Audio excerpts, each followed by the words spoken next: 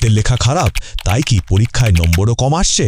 চলুন আজকে এমন কিছু সায়েন্টিফিক ট্রিক্স জেনে নিই যা দিয়ে মাত্র 7 দিনেই আপনার হাতের লেখা একদম বদলে যেতে পারে। কখনো কি এমন হয়েছে যে পরীক্ষার খাতায় বন্ধুর মতো হুবহু একই উত্তর লিখেছেন, কিন্তু নম্বর পেয়েছেন তার চেয়ে 5-10 কম?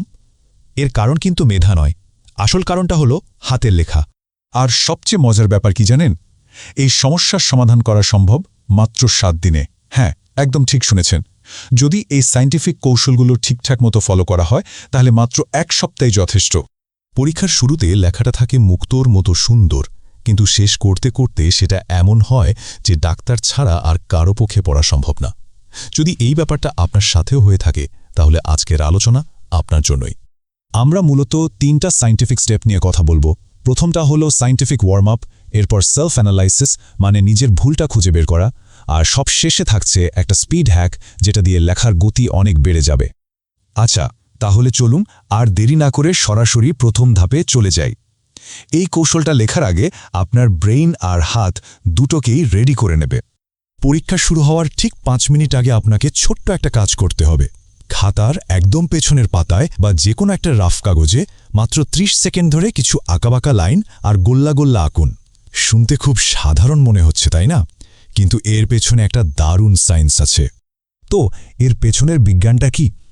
এই সহজ ব্যায়ামটা আসলে আপনার ব্রেন আর হাতের মাসলের মধ্যে একটা দারুণ কানেকশন তৈরি করে। এর ফলে আপনি যখন লেখা শুরু করবেন তখন প্রথম শব্দ থেকেই খুব দ্রুত আর পরিষ্কারভাবে লিখতে পারবেন। এবার আমরা আসছি সবচাইতে জরুরি ধাপে, আর সেটা হলো নিজের হাতের লেখার ভুলগুলো খুঁজে বের করা। কারণ যে সমস্যাটা আপনি নিজেই জানেন না সেটার সমাধান তো করা সম্ভবই না, তাই না? এখনই আপনার পুরনো যে কোনো একটা খাতা নিয়ে বসুন তো। চলুন আমরা একসাথে অ্যানালাইজ করে দেখি যে আপনার হাতের লেখার আসল সমস্যাটা ঠিক কোথায়। প্রথম ভুল, শব্দের মাঝে অসমান গ্যাপ। একটু খেয়াল করে দেখুন তো, আপনার লেখার দুটো শব্দের মধ্যে ফাঁকা জায়গা কি সব জায়গায় সমান, নাকি কোথাও খুব বেশি আবার কোথাও একদমই কম? এই অসমান গ্যাপের কারণে কিন্তু পরীক্ষকের খাতা দেখতে বেশ অসুবিধা হয়। দ্বিতীয় ভুলটা হলো অক্ষরের সাইজ। আপনার অক্ষরগুলো কি খুব বেশি বড়, নাকি এতটাই ছোট যে ওগুলোকে ছোট ছোট পোকার মতো লাগছে? এই দুটোই কিন্তু লেখাটাকে পড়ার অযোগ্য করে তোলে। 3 নম্বর ভুল, অতিরিক্ত চাপ দিয়ে লেখা। আপনি কি কলমটা খুব চেপে ধরে লেখেন, যার ফলে অক্ষরগুলো একটা আরেকটার উপর উঠে যায় আর দেখতে বেশ কালো লাগে? এতে কিন্তু শুধু লেখাই খারাপ হয় না, আপনার হাতও খুব তাড়াতাড়ি ক্লান্ত হয়ে যায়। চতুর্থ ভুল, লেখা একদিকে বেঁকে যাওয়া। আপনার লেখা শব্দ বা বাক্যগুলো কি কোনো একদিকে বেশি হেলে থাকে? এর একটা বড় কারণ হতে পারে আপনার বসার ভঙ্গি, অথবা আপনি যেভাবে খাতাটা রেখেছেন সেটার ভুল। আর 5 নম্বর ভুলটা হলো কোনো নির্দিষ্ট অক্ষরে সমস্যা। এমনও হতে পারে যে আপনার পুরো লেখাটাই ঠিক আছে, কিন্তু ত বা শ এর মতো 2-1টা অক্ষর আপনি সবসময় ভুলভাবে লেখেন। আশা করি এতক্ষণে নিজের লেখার ভুলটা আপনি ধরে ফেলেছেন। তো ভুলটা যেহেতু পাওয়া গেছে, চিন্তার কোনো কারণ নেই। চলুন এবার প্রত্যেকটা সমস্যার একদম টার্গেটেড সমাধানগুলো দেখে নিই।